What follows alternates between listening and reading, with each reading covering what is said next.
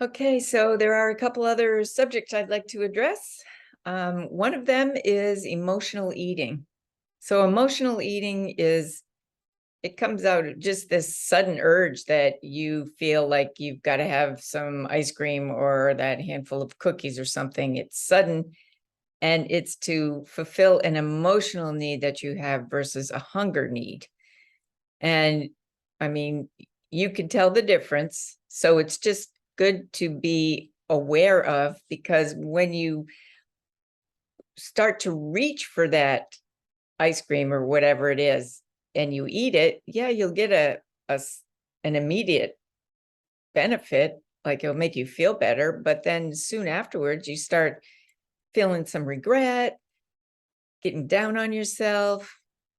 Just it just will decrease your willpower and decrease your whole inner power too, which continues the cycle. So it's great to be mindful about this. And when this sudden urge occurs, if you can just not go to the freezer for that ice cream, just walk away from there and take a pause and check inward and say, what am I really feeling?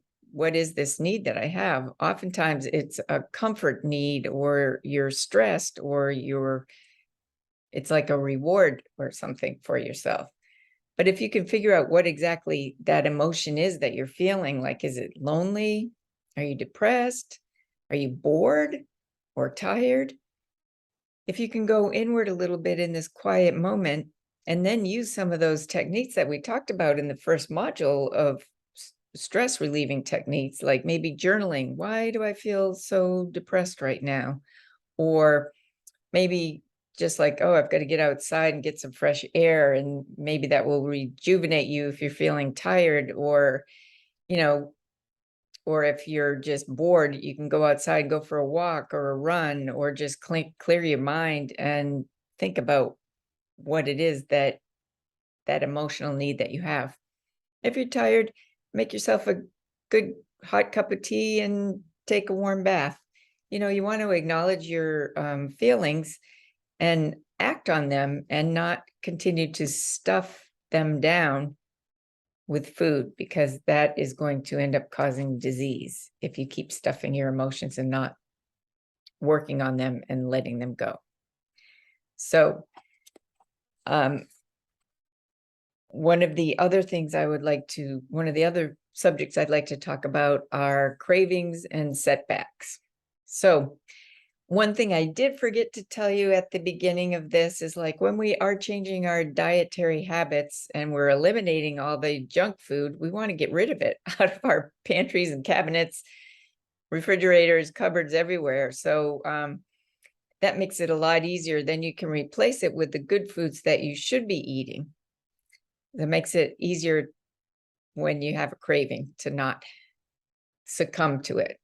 But anyway, if you do take a step back or fall off the wagon, give yourself a break. You're forming a new eating habit, and your old eating habits didn't happen in a day or a week or 2 weeks. They happened over a lifetime. So it does take time. Hopefully it doesn't take the rest of your life to form this new habit, but it's a daily process. So realize that it's not going to happen overnight. And as long as you take a consistent action step daily, then you are making progress toward making that habit a reality. And you've got to also remind yourself of why you made this commitment, and what was the reason, what was your why for making the commitment. And, hopefully that will be a strong enough why for you to continue on with the commitment. And, just set small attainable goals rather than trying to do the whole thing all at once, because we have covered a lot of information over these last 2 weeks, and it is overwhelming if you try to do it all in one sitting. So just break it down into easy steps that that you could do something daily to make the changes that need to happen. And then it is good to surround yourself with all that healthy food and eliminate those cravings so it's less of a temptation. And then another thing I want to address is mindfulness. So most of us, oftentimes, we eat mindlessly. We eat on autopilot. You know, we know it's lunch or dinner time. We come home, we make our food, we sit down, we open the computer, open our phone, get caught up on something from work or see what the news is or who's on Facebook or whatever while you're eating. And then 5 or 10 minutes goes by and your food's done. You don't even really remember eating, but you're finished. That's pretty mindless, right? So just since we are working on new lifestyle habits and changes, how about incorporating a little mindfulness on mindful eating? So when we create a mindful eating pattern, it actually starts when you're preparing your food. So when you're getting all your food out, and you're washing and cutting and preparing the meal, just have gratitude for the delicious, colorful, fun food that you have available to you and how lucky and thankful you are to be able to have this food. And then the same with preparing it.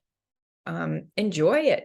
Take pride in what you're making and enjoy the smells and the colors and how it's going to taste when you actually get to taste it. And then when you are plating your food, serve it in a presentable manner, like you're presenting it to a guest. Even if it's just for you at home, just make it look good. You're special. You deserve a nicely presented plate of food.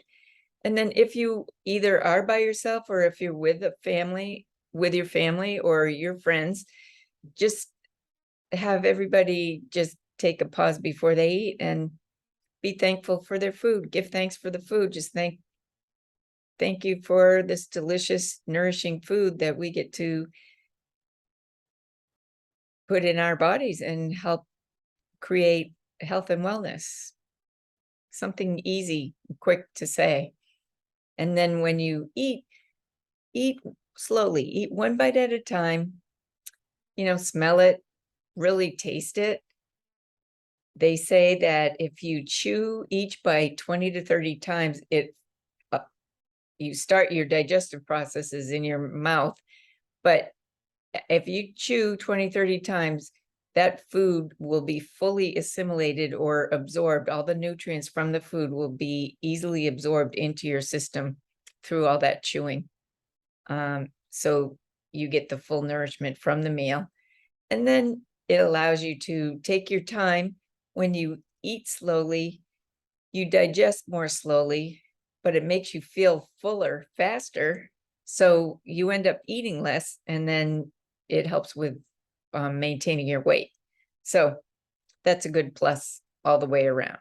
But it's just nice to be able to just enjoy the food, feel it, taste it, smell it, and listen to it when you crunch.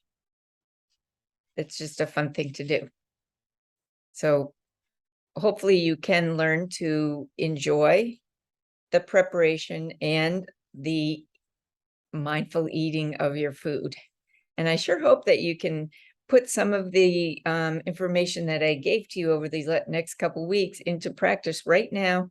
And so you can see some of the benefits that you hopefully will feel before the end of the program. And next week, we are going to look into areas of our lives in our past that may be preventing us from moving forward in a fully positive and accepting and freeing way into the next phase of our lives, which I think is the next best part of our lives in post-menopause. So I will look forward to seeing you next week. Have a great week.